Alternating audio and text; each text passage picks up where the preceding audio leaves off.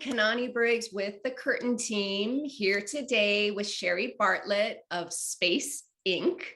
And Cheri is I want to get this right, a space strategist, which sounds pretty cool. And Cheri primarily works with people who are getting ready to move, and she helps them so that they can do that whole process with more ease. And explain a little bit about what that means. So one of the things that I try to tell people is if you're thinking about moving, it's never too early to get started with the process of purging or letting go of things that you know in your new space you don't necessarily need or want. A lot of people have things they've been holding on to for years, and boxes of stuff they don't even know what's in there. So you want to make sure that you're taking only items that you need, want, love, and are going to use in your new space. And it's never too early to start that process. Yeah, I totally agree with that. When we relocated here from New Jersey, and I knew that the relocation was coming, I started probably 6 to 9 months ahead, just starting in a closet, in a room, in an attic. And I know one of the things that we're going to talk about today is getting ready for spring cleaning, kind of that term. Everybody's familiar with that. I think it means different things to different people, but we're going to talk about spring cleaning and some ways to get started. And like you said, it's never too early to get started on these things, particularly if you've been in a space for 5, 10, 15, 20 years. Yeah. There's a lot of stuff in the space. So let's talk about spring cleaning, Cheri. What does spring cleaning mean to you? So it was funny. We were just talking about, originally spring cleaning was back when people used fireplaces to heat their whole house, like every room had a fireplace in it. At the end of winter, there would just be soot everywhere. And originally spring cleaning was about just cleaning the soot up from using a fireplace all winter. But we don't do that anymore, obviously. Well, some people do. Right, maybe. So now to me, it's more about just prepping for summer, like getting ready for the fun season of summer, and making sure that you have everything you need. You have sunscreen, and your bathing suits are out and ready to go. Maybe you're going on vacation, so maybe you need to be thinking about what you're wanting to pack for your vacation, that sort of thing. And just setting it up for yourself so it's easy. So if you're going to the pool, all your stuff is there. You walk out the door and go to the pool and have fun. Well, I like that definition of spring cleaning, because that's like focused on fun, the fun of summer versus cleaning soot off of the walls, which does not sound fun at all. So what would you say? So somebody who's thinking about, or maybe they may be thinking about moving. It may just be something kind of in the back of their mind. And like you said, it's never too early to start getting your home ready. Where would be a good place for someone to start? And spring is the perfect time because the weather's a little bit nicer. Where is a good place to start? Yeah. So I always encourage people to start in sort of the outward areas that you don't think about. So attics, garages, basements, and often there's just stuff stored there that you're not really using. So it's a perfect place to start and start looking through those things and go, is this really stuff we need? Why is this stored here? Really start asking yourself really good questions about, we're moving to this new space. How do we want our new space to look and feel?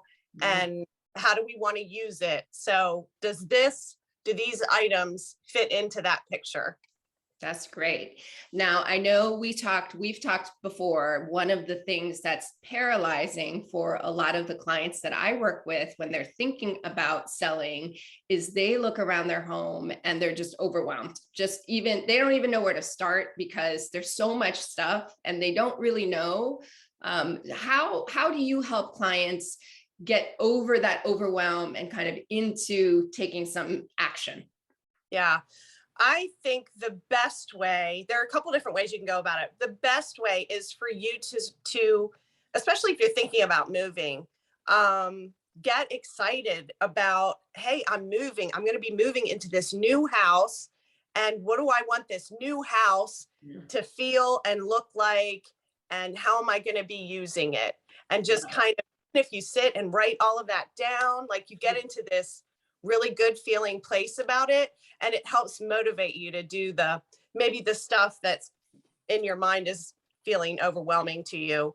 And then, so if that sounds like, yeah, okay, well, that's a little woo woo or whatever. I'm like, yes, this is great. I love it.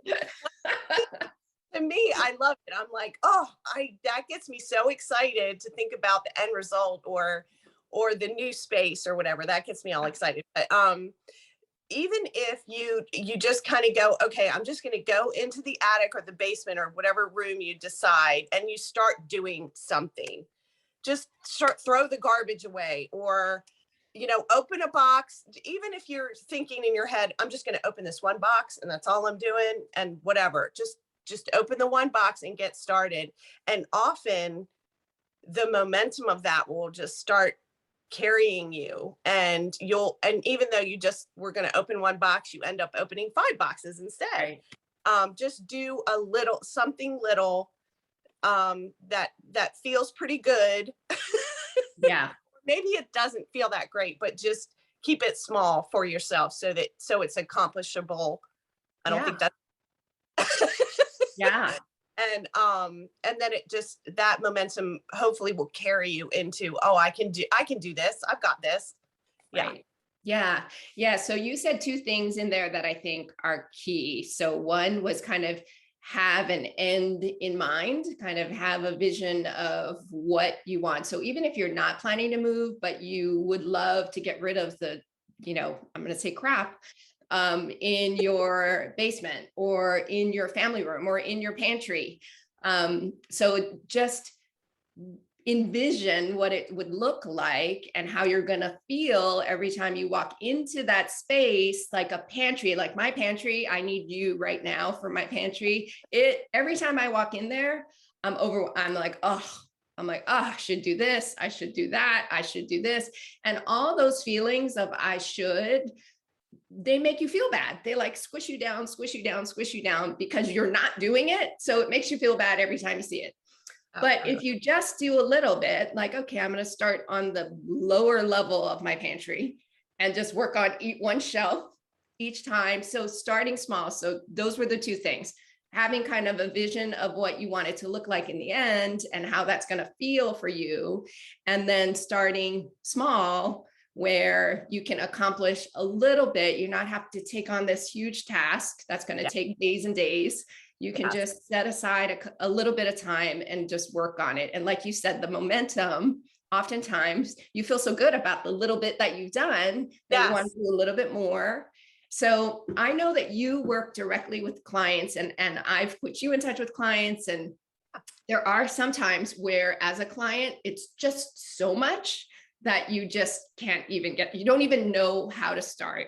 How do you come in and work alongside someone who just doesn't even know where to start?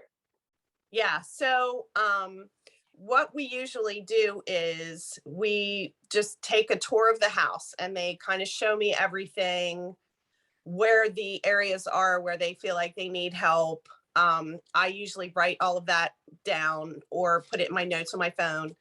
And then I say, once we've done that process, I'll say, so what feels like the hardest, biggest thing that maybe we can get started on today so that you can see some change right away.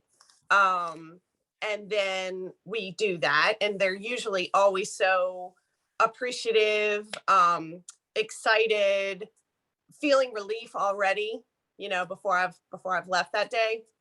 But then I also write up everything, this is what we talked about. These are even, maybe we prioritize what's most important to get accomplished.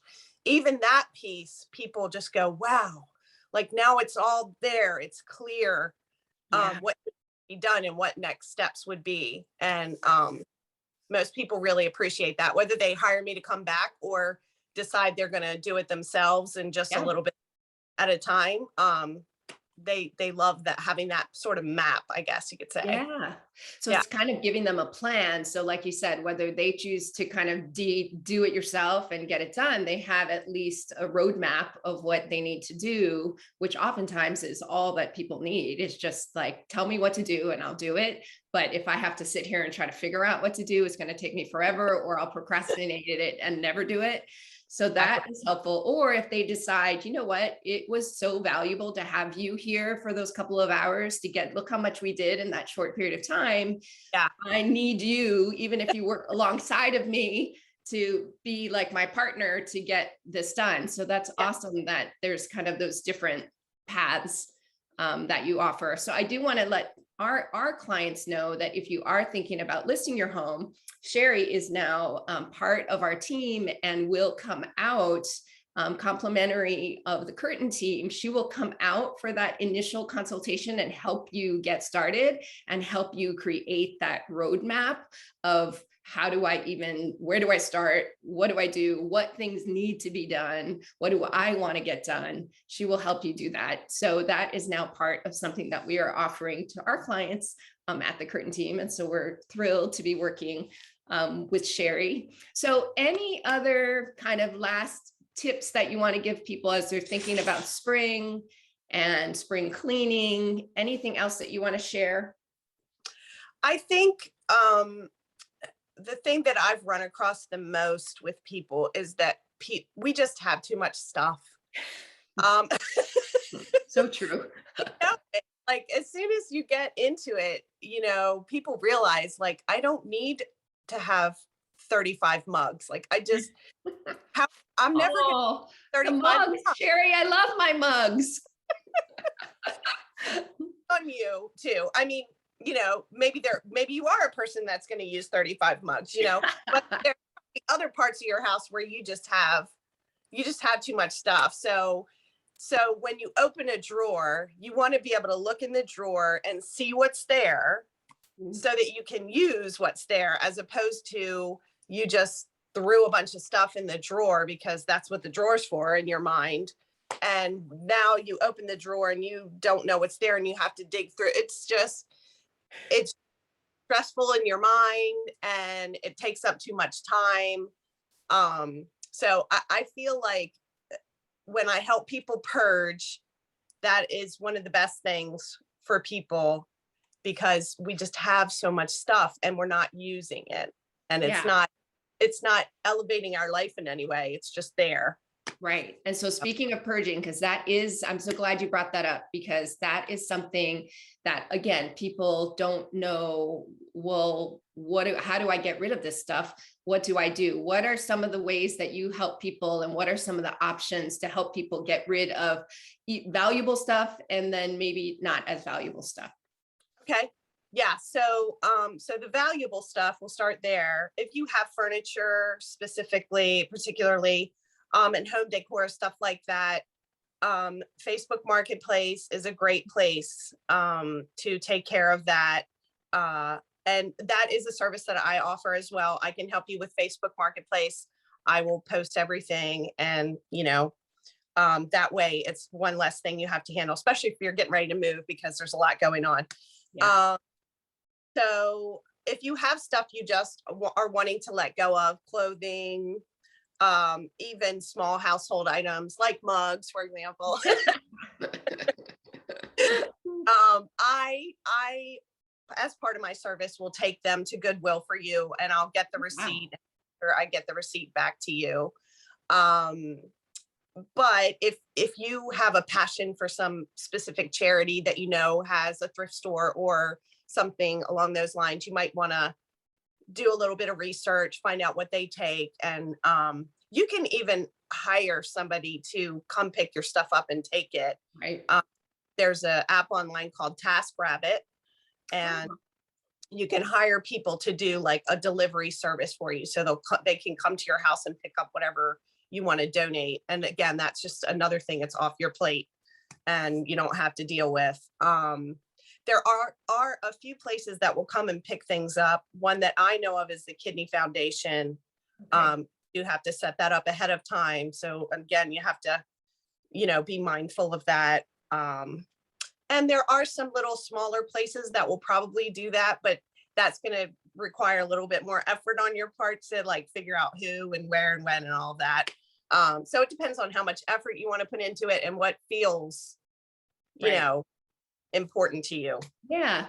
And I know at least for me, and probably because I donated at one point, I get phone calls from the Center for Domestic Violence or different places, Hope, and they'll say, we're going to have a truck on your street on this date. And I always say yes, even though, because that is like a deadline. It's like a date on the calendar. It's like, okay, I can clean out my son's closet by that Tuesday and set that out. So I may not have anything when they call, but by the time the truck comes, there will be something, and it forced me to clean something out. So if you're getting those calls, take advantage of them. They're coming. Do you just put it on your porch? They leave you a tax receipt. That works great. Yep. That's awesome. Well, awesome. Well, thank you so much, Cheri. And like I said, we are partnering with Cheri. She's super fun. She actually makes this process, which for most people is very overwhelming and like the furthest thing from fun. Cheri actually looks forward to these things. She has a really twisted sense of fun. And so this is fun for her. So if you are one of those people who are like dreading these things, call Cheri. She can help lighten it, and you're getting things done. And that's, it's a great feeling all around. So thanks everyone. And you'll be hearing more from Cheri, and you'll be seeing her more. So we'll talk to you all soon. Thank you so much. All right.